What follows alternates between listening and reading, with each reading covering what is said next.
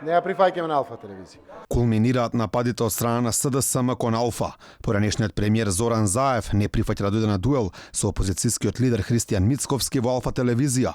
Посебна причина за ваквата одлука не даде, сам со заканувачки тон порача ке сме виделе зошто. Поканата на нашата телевизија не беше најдобро прифатена ниту од партиското членство, кое беше присутно на пресконференцијата на лидерот на СДСМ. И добивте покана за дуел на Алфа телевизија со лидерот на опозицијата на 12 март.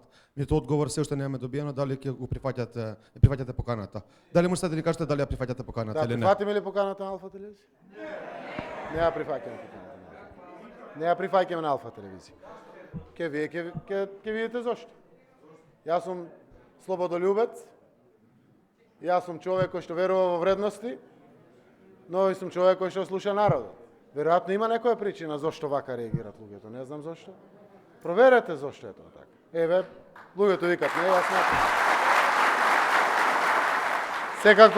Секако станувам достапен на располагање за дуели и на други места, доколку се добие покани. Заев порача и дека не му се допаѓала уредувачката политика на Алфа, дури спомена некаква истрага против нашиот медиум, за кој барем ние засега немаме никаква информација. Запрашан за каква истрага станува збор, се поправи дека не станувала збор на истрага, вели мислел на контрол од финансовата полиција. Беше спомнато при едно интервју од финансова полиција дека имало контрола.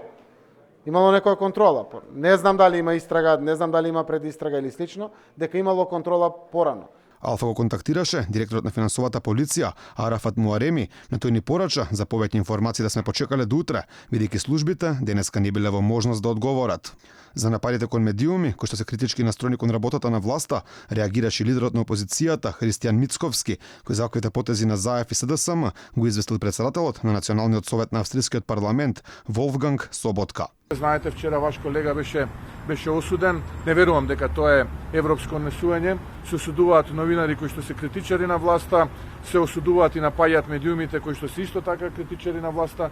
Практично имаме една ситуација која што личи на се, само не личи на држава која што сака да биде дел од Европската унија. Вербалниот напад кон Алфа не беше единствен денеска. Физички нападната беше и екипата на порталот Инфомакс, на кој не е било дозволено да влезе во пресцентарот на СДСМ.